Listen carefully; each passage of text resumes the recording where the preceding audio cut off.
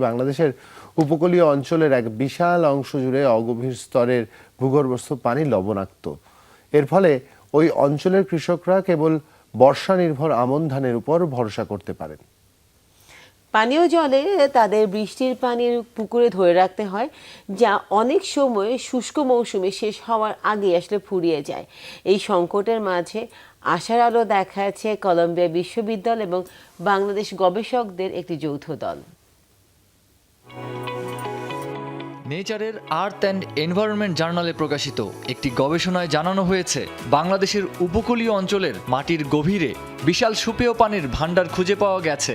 মাটির গভীরে গত তুষার যুগের পলিস্তর রয়েছে। লবণাক্ত পানি সুপেয় পানির চেয়ে অনেক বেশি বিদ্যুৎ পরিবাহী।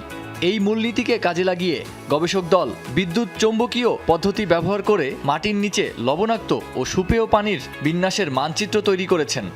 গবেষণাটি পরিচালনার জন্য যুক্তরাষ্ট্র থেকে প্রায় 640 কেজি যন্ত্রপাতি বাংলাদেশে আনা হয়। কলম্বিয়া ইউনিভার্সিটির ল্যামন্ট রিসার্চ অধ্যাপক মাইকেল স্টেকলা সহ 12 জনের গবেষকের একটি দল এমভি কোকিলমণি নামের একটি নৌকায় করে সুন্দরবনের গহীনে 25 দিন ব্যাপী এই অভিযান পরিচালনা করেন।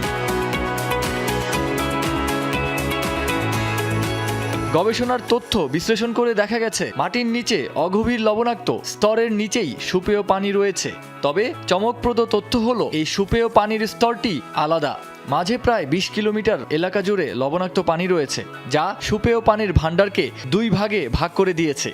এই 20 কিলোমিটারের ফাঁকটি মূলত গত তুষার যুগে গঙ্গা নদীর তৈরি করা একটি পুরনো উপত্যকা।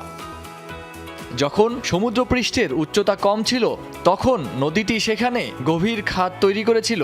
পরবর্তী সময়ে সমুদ্রের উচ্চতা বাড়লে সেখানে সামুদ্রিক লবণাক্ত পানি প্রবেশ করে, কিন্তু নদীর 2 তীরের উঁচু ভূস্তরে আগের সেই সুপেয় পানি অবিকৃত রয়ে গেছে। এতদিন এই উপকূলীয় এলাকায় গভীর নলকূপ স্থাপন ছিল অনেকটা ভাগ্যের ওপর নির্ভরশীল। অনেক সময় 1000 ফুট গভীরেও লবণাক্ত পানি পাওয়া যেত, কিন্তু নতুন এই গবেষণার ফলে এখন নির্দিষ্ট করে বলা সম্ভব কোথায় খনন করলে সুপেয় পানি পাওয়া যাবে। বিজ্ঞানীরা মনে করছেন, ভূ অভ্যন্তরের সুপেয় পানি পাওয়া যাবে তা কেবল দৈব কোনো বিষয় নয়, বরং এটি তুষার যুগের ভূতাত্ত্বিক কাঠামোর ওপর নির্ভরশীল।